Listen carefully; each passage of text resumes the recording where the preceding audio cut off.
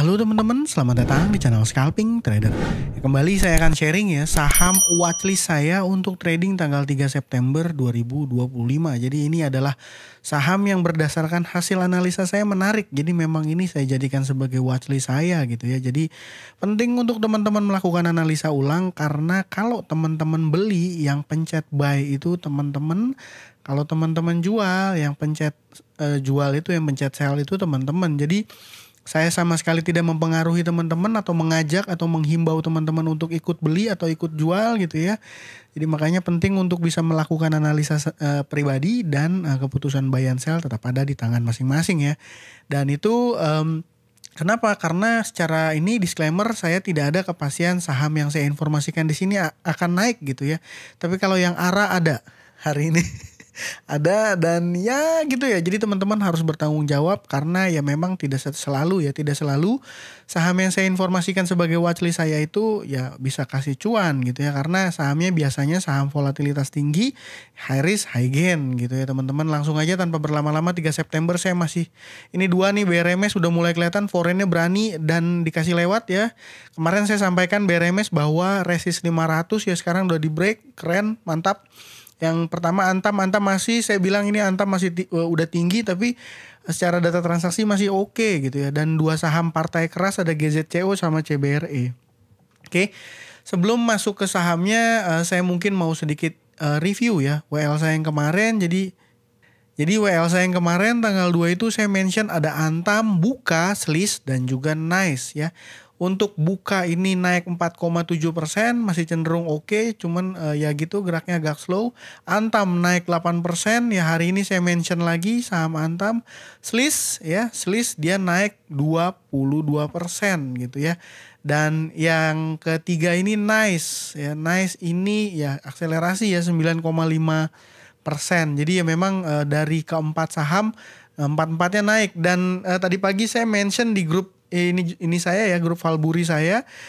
Grup Valburi saya bilang teman-teman Koko bisa jadi tambahan WL ya. Jadi dia keluar dari FCA dan ada dalam periode FCA itu dia diakumulasi kuat gitu ya. Jadi saya pikir ini opennya pasti akan volatil dan ya ternyata benar ya.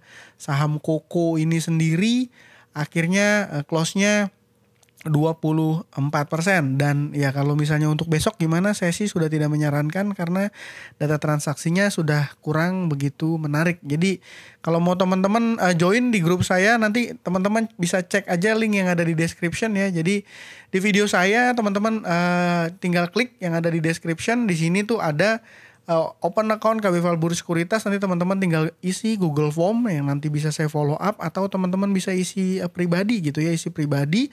Nanti untuk konfirmasinya bisa via WA atau DM saya di IG ya, untuk yang mau open account KB Valburi Sekuritas atau yang mau pindah sales juga mungkin request pindah sales ya, entah dia approve entah enggak bisa juga gitu ya.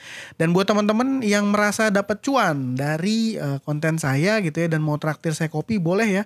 Nanti teman-teman klik aja link yang ada di description ya, traktir cuan Linkit ID, nanti bisa nominalnya bisa teman-teman isi sendiri dan proses pembayarannya sendiri bisa menggunakan digital payment gitu ya, juga transfer bank juga bisa seperti itu. Dan saya juga mau mengucapkan terima kasih ya buat Bapak Bapak Diatmoko 2001 yang udah traktir saya kopi. Terima kasih Pak ya, mudah-mudahan nanti cuan Bapak lebih banyak lagi gitu ya. Ya Bapak Diatmoko ini jadi orang pertama nih yang traktir saya di bulan September ya. Mudah-mudahan ya ini jadi salah satu indikator bahwa saham yang saya informasikan ya memang menarik dan bisa kasih cuan gitu ke teman-teman yang nonton konten saya gitu ya. Langsung aja, yang pertama ini saham Antam. Ini kayaknya saya nggak akan lama di saham Antam saya bahasnya karena ya udah kemarin saya bilang ini break ya. Kemarin saya bilang break, volumenya gede, mungkin 3.300, 3.400 ternyata lewat gitu ya.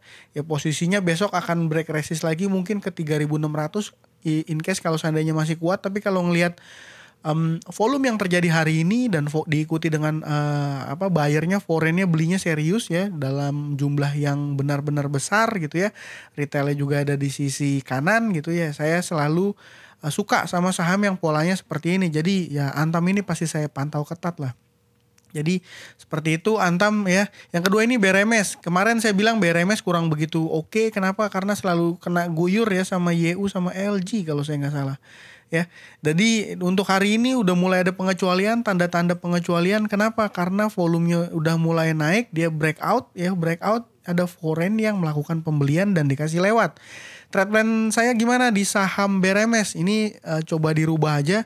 Saya sih sederhana teman-teman, sederhana.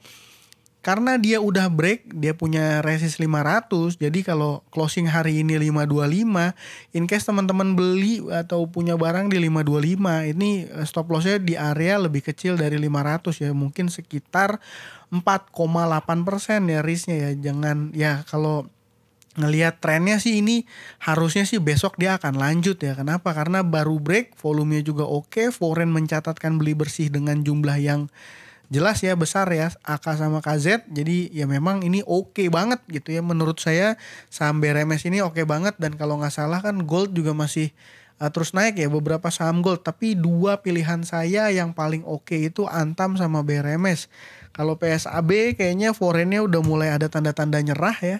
Ini foreignnya udah tanda-tanda nyerah, AKBK-nya keluar. Kalau Archie gimana? Sama-sama saham mas-masan. Ini juga baru breakout ya. Ini juga mungkin ya berpotensi juga. Tapi kalau disuruh memilih gitu ya, pilihan saya tetap ke Antam sama BRMS ya. Seperti itu. Yang ketiga saham apa? Yang ketiga saya punya GOSCO ya. Ini saham sektor sawit ya. Ini saya selalu nge-look up GOSCO ini MG-nya gitu ya. Kenapa MG-nya? Karena ya di insider Stockbit ya, pemegang saham lebih dari 5%. Di sini tercatat salah satu nama besar dari MG ya, yaitu Pak Suantara Gotama, owner ya. Jadi sahamnya beliau pegang barang dan net buy-nya ini MG ya, dia dipunya lebih dari 5% karena tercatat ya setiap pembelian dan penjualan, dan dia beli ya Pak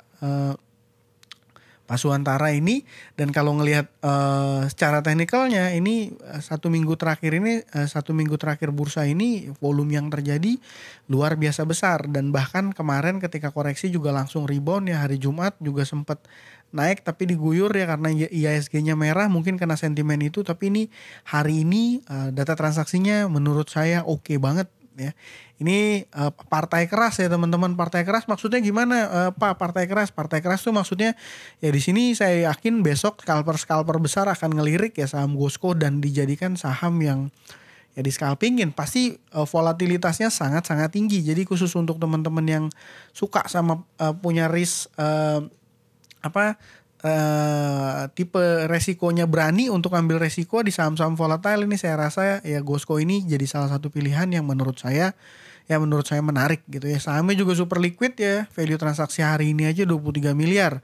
Jadi kalau untuk kayak saya ya ini sangat-sangat oke gitu ya.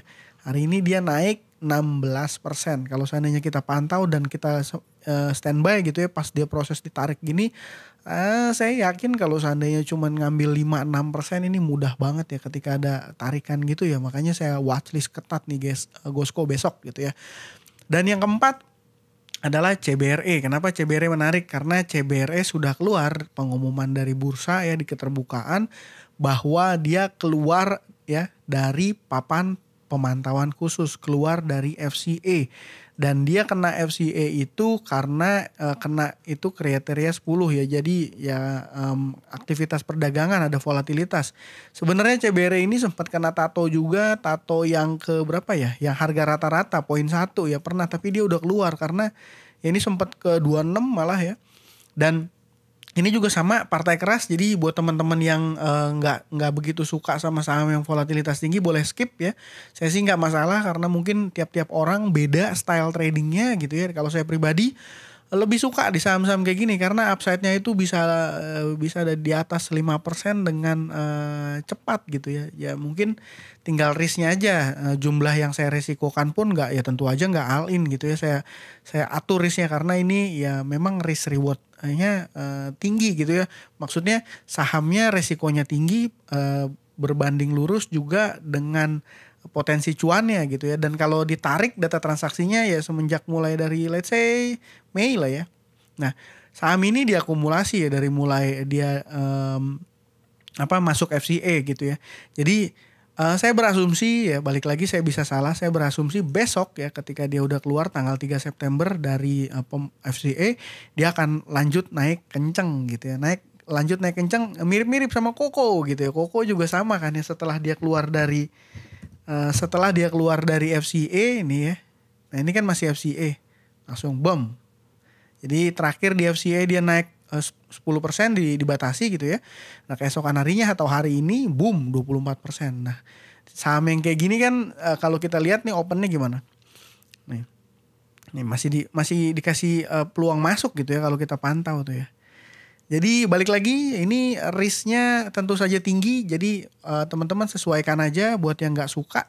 Buat yang nggak suka sama volatilitas tinggi kayak GZCO sama CBRE bisa prefer lihat-lihat fokus-fokus, lihat Antam sama BRMS karena memang ya saham itu menarik gitu ya. Saham itu menarik. Jadi ya mudah-mudahan besok teman-teman bisa dapat cuan dari saham-saham yang saya informasikan di sini gitu ya.